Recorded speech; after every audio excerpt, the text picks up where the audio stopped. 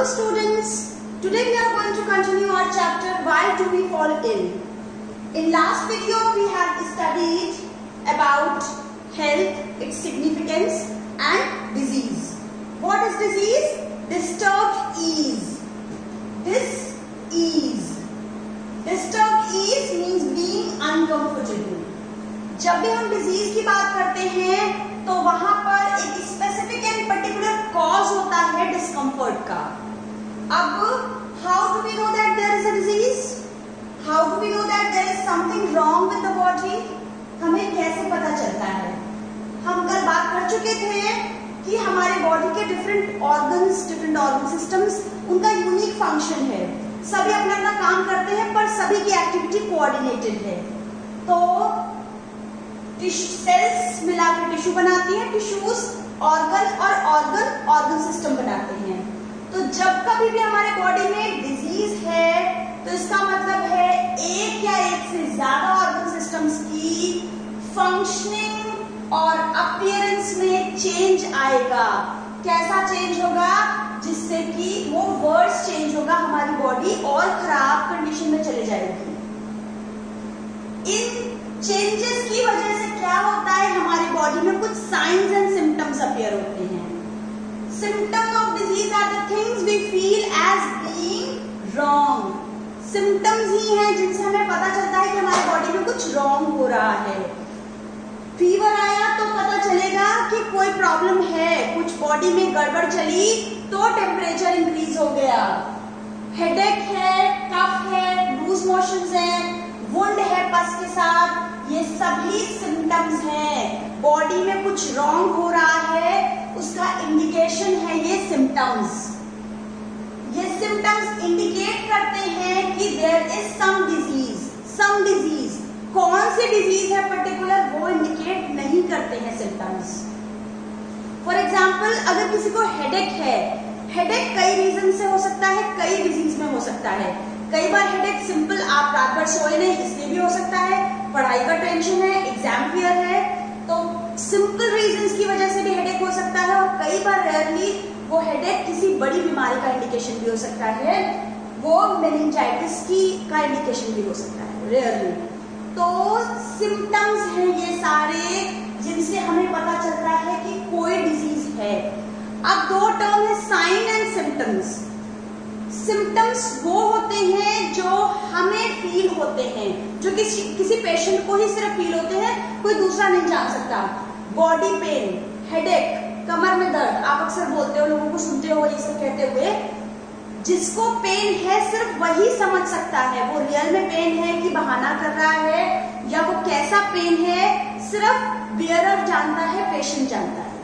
वो एक्सप्रेस नहीं कर सकता उस पेन को. वो सिम्टम्स हैं जो खुद पता चलते हैं, दूसरे को दिखते नहीं है, सिम्टम्स हैं. साइन वो हैं जो दूसरे को दिखते भी हैं, जैसे कि बॉडी टेम्परेचर इंक्रीज हो रहा है, वोमिटिंग हो रही है, जैसे ब्रेथलेसनेस हो रही है, इनहेल कर रहे हो इनहेलर लेकर. तो ये चीजें जो विजिबल हैं, जो डॉक्टर या जो आपका टेस्ट कर रहा है टेक्नीशियन, लैब टेक्नीशियन, वो देख सकता है, जान सकता है, वो है साइन. जो सिर्फ हमें फील होते हैं वो है सिम्टम्स. तो देखो यहाँ पर साइन का नोट कौन लेता है? Health care professional. Symptom patient को खुद पता चलते हैं, किसी दूसरे को नहीं. इस तरह से साइन ऑब्जेक्टिव है जबकि सिम्टम सब्जेक्टिव है. साइन के एग्जाम्पल है हाई ब्लड प्रेशर जो कि मेजर किया जा सकता है, एबनॉर्मल डेंसिटीज इन लंग्स ये डिटेक्ट की जाती सकती है एक्सरे से. बोन फ्रैक्चर है वो एक्सरे से पता चल जाएगा.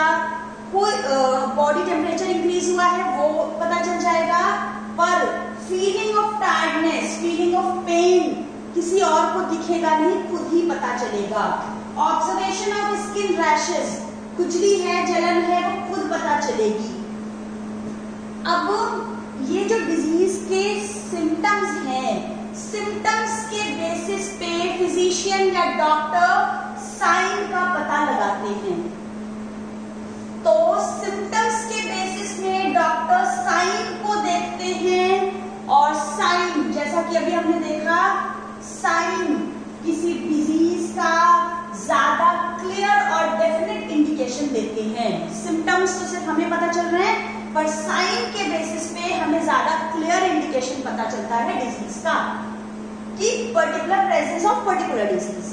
अब सिम्टम हो गए, साइन हो गए, डॉक्टर को एग्जैक्टली कैसे पता चलेगा? सिम्टम्स और साइन के बाद डॉक्टर लेबोरेटरी टेस्ट सजेस्ट करेंगे और उस टेस्ट के रिजल्ट से पता चलेगा exactly pin point of the disease, कौन सी एग्जैक्टली डिजीज है। अब डिजीजेस दो तरह की हो सकती है, acute disease and chronic diseases. Acute diseases होती हैं for short period of time, for example common cold, जबकि क्रोनिक डिजीजेस लास्ट करती है लंबे टाइम तक, मे बी लाइफ टाइम, जैसे कि एलिफेंटाइसिस, डायबिटीज, कैंसर, एड्स, ऐसी बहुत सारी बीमारियां जो एक बार हो गई वो लाइफ टाइम रहती हैं। तो एक्यूट डिजीजेस बहुत शॉर्ट टाइम के लिए रहती हैं, क्योंकि ये डिजीज बहुत जल्दी ओवर हो जाती हैं, इसलिए इनका बॉडी की जनरल हेल्थ पे कोई इफेक्ट नहीं होता है।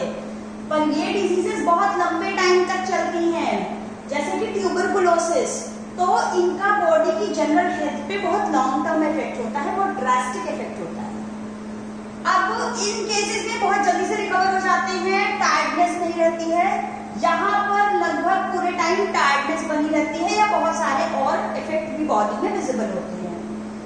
वेट लॉस ये बहुत छोटे टाइम के लिए रहती है और फिर रिकवर हो जाता है पर्सन, तो ये वेट लॉस यहाँ पर नहीं होता, यहाँ पर बहुत लंबे टाइम तक चलता रहता है और बॉडी में दूसरे इफेक्ट जैसे कि वेट लॉस भी विजिबल होता है। तो ये शॉर्ट टर्म डिजीज है, ये लॉन्ग टर्म है, ये शॉर्ट टर्म इफेक्ट देता है, ये लॉन्ग टर्म इफेक्ट देता है। वैसे तो बहुत सिंपल सी चीजें याद रहता है, पर कई बार मैंने बहुत बड़े बड़े लोगों को भी कंफ्यूज होते हुए देखा है एक्यूट और क्रोनिक में। तो वैसे तो डिजीज को क्यूट नहीं कह सकते, but you can remember from this thing कि क्यूट बीमारी है। अगर भगवान न करे किसी को कोई भी बीमारी हो, पर अगर चॉइस हो कि आपको एक बीमारी चूज करनी ही है, तो डेफिनेटली क्यूट बीमारी चूज कर लेंगे, एक्यूट डिजीज। वैसे भी अगर कॉमन कोल्ड की बात करें, सबसे सिंपल सी बीमारी है जो शायद 2-4 महीने में एक बार तो सबको होती ही है, इट्स वेरी कॉमन कोल्ड। तो ये एक्यूट बीमारी है जो बहुत शॉर्ट टर्म के लिए रहती है। इसका क्यूटनेस से कोई लेना देना नहीं है, just for sake of remembrance आप ऐसे याद रख सकते हो कि जो शॉर्ट टाइम के लिए रहती है क्यूट सी बीमारी एक्यूट डिजीज है, और क्रोनिक है लॉन्ग टर्म तक रहती है, रिकवर होते होते सालों लग जाते हैं और कई बार रिकवर हो ही नहीं पाता है पेशेंट। तो these are acute and chronic diseases. अब हम देखते हैं causes of disease, very interesting. Disease के cause, suppose if a baby is suffering from loose motions, तो लूज मोशन किस वजह से हुआ होगा? उसको कोई इन्फेक्शन हुआ होगा, सपोज कोई वायरल इन्फेक्शन हुआ है, तो जो वायरस उसके बॉडी में आया है ये immediate cause of the disease है। पर ये वायरस आया कहां से? तो ये वायरस आया हो सकता है फ्रॉम अनक्लीन ड्रिंकिंग वाटर, उसने गंदा पानी पिया, उसने गंदा पानी जो पिया है, बहुत बच्चों ने गंदा पानी पिया होगा साथ में, पर सिर्फ इस बच्चे को ही क्यों हुई बीमारी? क्योंकि हो सकता है कि ये हेल्दी नहीं है। ये हेल्दी क्यों नहीं है? क्योंकि ये प्रॉपरली नरिश्ड नहीं है। हमें पता है कि बैलेंस डाइट लेने से हमारे बॉडी की सारी रिक्वायरमेंट्स पूरी होती हैं, प्रॉपर ग्रोथ है, रिपेयर होता है, पर किसी भी चीज की डेफिशिएंसी हमारे बॉडी में बहुत सारे प्रॉब्लम्स कॉज कर सकती है।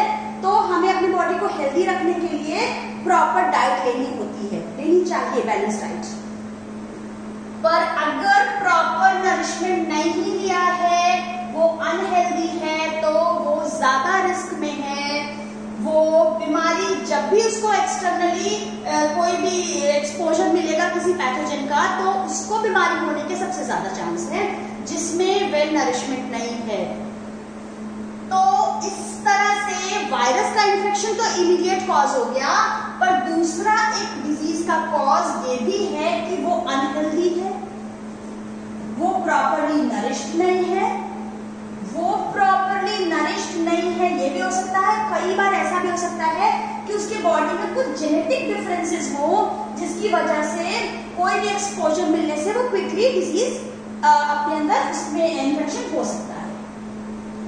अब हमने देखा कि उसने अनक्लीन ड्रिंकिंग वाटर पिया, तो अनक्लीन ड्रिंकिंग वाटर क्यों पिया? क्योंकि मे बी वो पुअर फैमिली से था।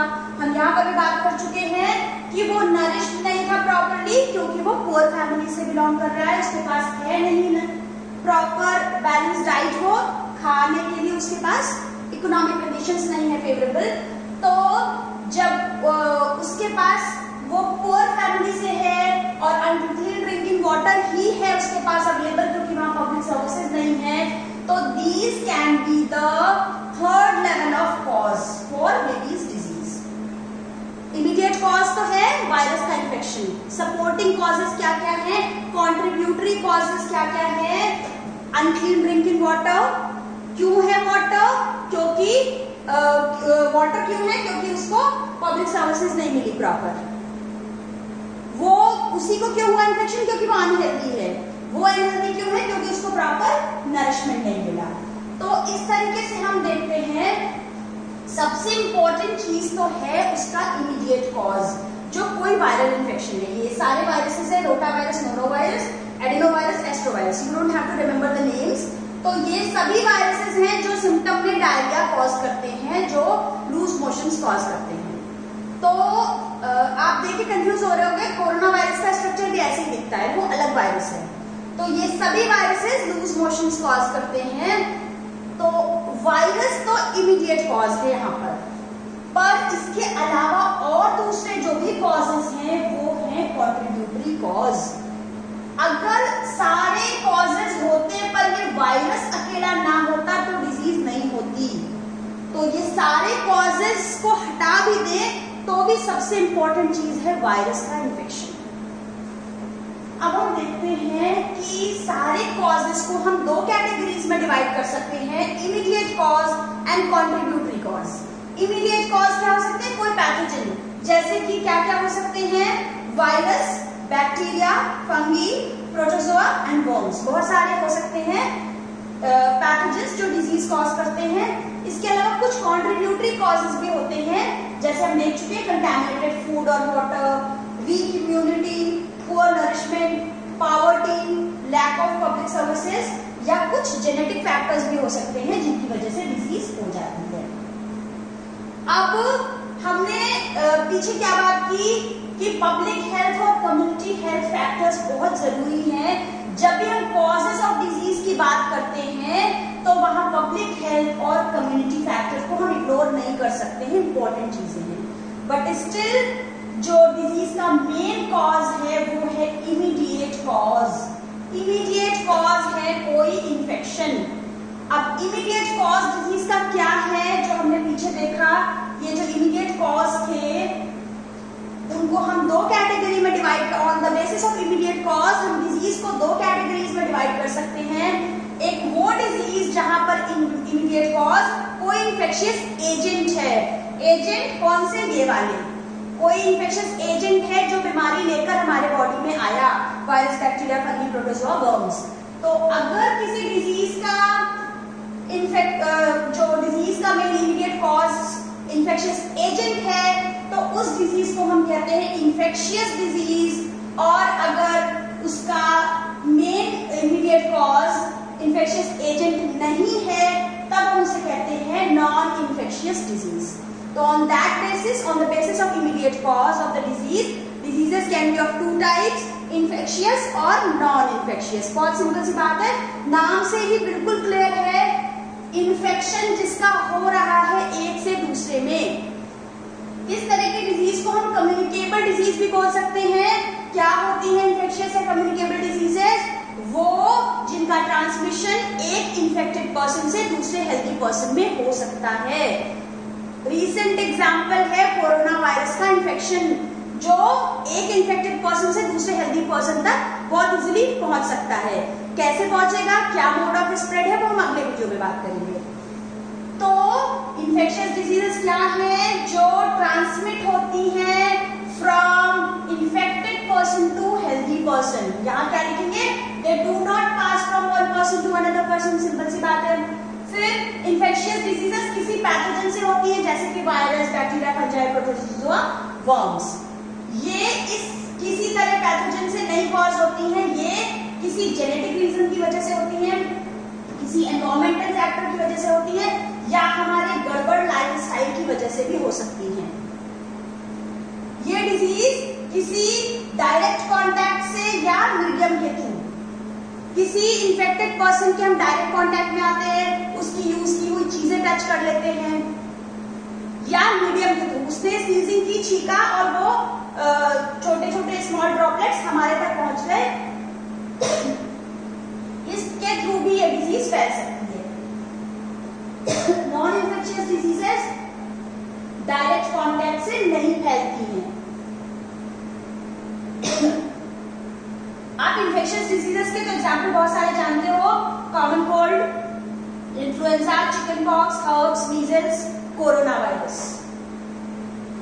नॉन इन्फेक्शियस डिजीजेस में होती है डेफिशिएंसी डिजीज, प्रोटीन की डेफिशिएंसी, विटामिन की डेफिशिएंसी, आयोडीन की डेफिशिएंसी। डेफिशिएंसी डिजीजेस सिर्फ उसे होंगी जिसके अंदर डेफिशिएंसी है, दूसरे में वो डिजीज नहीं कम्युनिकेट होगी। डाउन सिंड्रोम एक तरह का जेनेटिक डिसऑर्डर है, हीमोफीलिया भी एक जेनेटिक बीमारी है, स्किन कैंसर भी एक जेनेटिक डिसऑर्डर है, और कार्डियोवैस्कुलर बहुत सारी हार्ट की प्रॉब्लम, डायबिटीज, ये बहुत सारी बीमारियां हैं जो एक दूसरे से इन्फेक्शन नहीं होता, जो कम्युनिकेट नहीं होती हैं। This is all about infectious and non infectious diseases. अगले वीडियो में हम बात करेंगे डिजीजेस कैसे, ये पैथोजेंस के बारे में, और ये कैसे स्प्रेड होती है diseases. Till then stay safe, thank you.